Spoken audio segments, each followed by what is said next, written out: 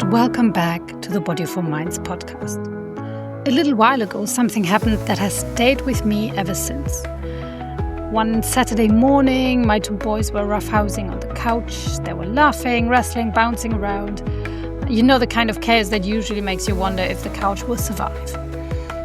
And then something unexpected happened. I had the sudden impulse to join them. Honestly, it surprised me as much as it surprised them.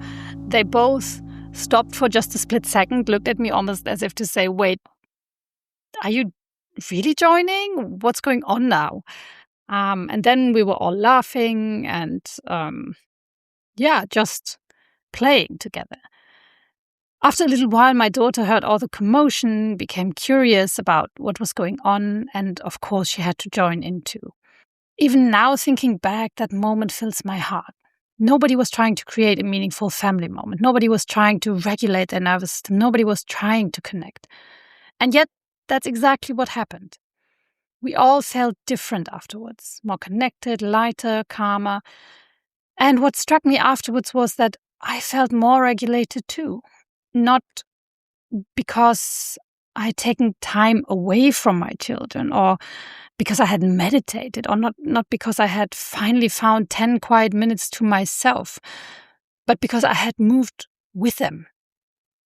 And it reminded me of something that I think many ambitious mothers need to hear.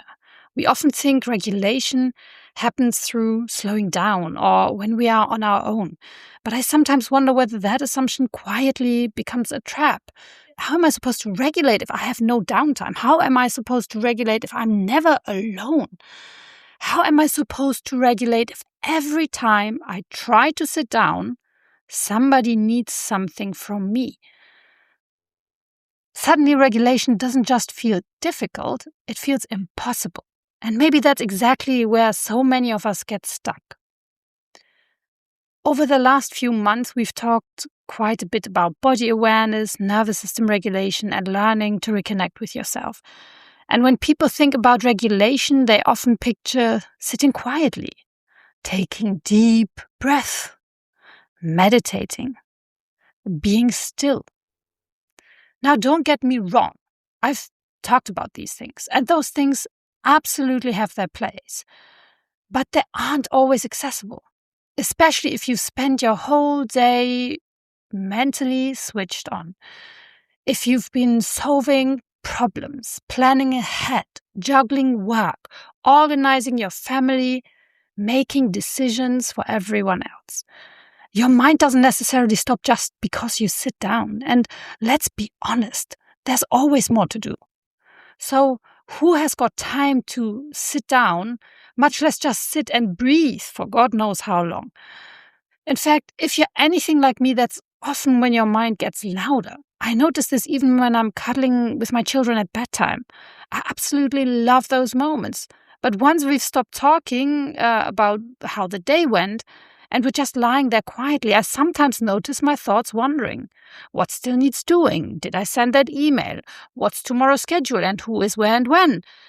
I gently bring myself back, of course, when I notice, or as soon as I notice, but I also notice how quickly my brain wants to get back to work. And that's exactly why that Saturday morning on the couch felt so different. Movement gave my body somewhere for all that activation to go. And sometimes I wonder whether that's also part of what happens with children just before bedtime. They often seem to get one last burst of energy. As parents, we often think they're getting wound up again. And probably ourselves are wound up by the noise and activity when all we crave is some peace and quiet after a long day. But maybe they're not only getting wound up. Maybe they're also trying to wind down in the way their nervous system naturally knows how. Intuitively, children often move before they settle. Honestly, I don't think I'd have been able to join their play fighting in the evening, if I'm thinking about that situation now. Despite best intentions and despite practicing body awareness, I'm still tired and often overtouched by the end of the day. But what I can do now is allow a little more room for movement before expecting stillness. Sometimes that means dancing together before bedtime. Sometimes we take turns being the DJ. And often, by the end of one or two songs, everyone, including me, has softened a little. I think many of us have learned to think about movement primarily as exercise or something structured, something we schedule, something that's good for our health, or perhaps, if we're honest, something we sometimes feel guilty for not doing enough of, or that simply gets us from A to B. But movement is so much more than that. Movement is communication, it's conversation, it's play, it's expression. It's one of the ways our nervous system processes, experiences, and releases stress. Children know this instinctively. They run, they jump, they spin, they climb, they wrestle. They dance without worrying whether they're doing it properly. Somewhere along the way, many of us stop doing that. Movement becomes another task, another box to tick, another thing to optimize. But what if movement wasn't about performance? What if it simply became another way of reconnecting with yourself and with the people you love? Now, roughhousing isn't really the point here. The point is shared movement and shared regulation through movement. For you, that might look completely different. Maybe it's dancing together in the kitchen while dinner is cooking. Maybe it's singing loudly in the car. Maybe it's throwing a ball around outside or going for an evening walk, swimming together, running after your kids in the garden and playing tag. Or simply putting on your favorite music and seeing what happens. The activity matters much less than what it allows your nervous system to do. Movement often helps our bodies to let go of some of the activation we've been carrying. And when our bodies soften, we suddenly have more room to notice one another. Not because movement creates connection by itself, but because it helps us become more present for the connection that is already waiting there. I think this feels especially relevant during the summer months. Routines change, children are home more, camp schedules are all over the place, vacations interrupt the rhythms that usually help us feel grounded, and often the little pockets of time you normally have for yourself disappear altogether. That doesn't mean your need for regulation disappears too. If anything, you probably need it even more. Shared movement can become one of those beautiful ways of looking after yourself without having to create another item on your to-do list. Not because you're squeezing self-care into family time, but because sometimes caring for yourself and connecting with your family can happen at the same time.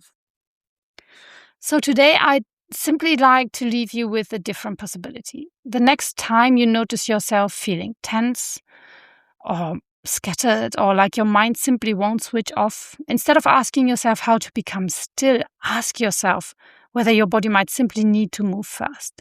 Maybe that's dancing in the kitchen, maybe it's going for a walk, maybe it's swimming a few lengths. Maybe it's jumping on a trampoline with your kids.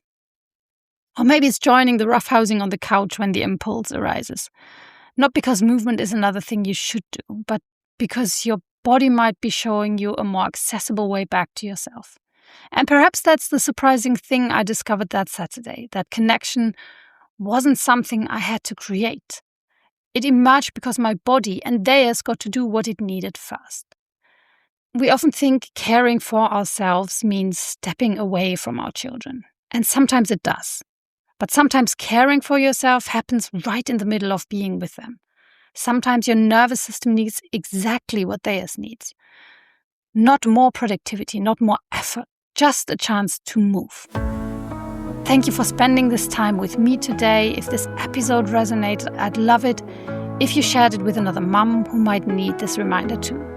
Until next time, take good care of yourself and don't forget that your body has so much wisdom to offer when we allow ourselves to listen.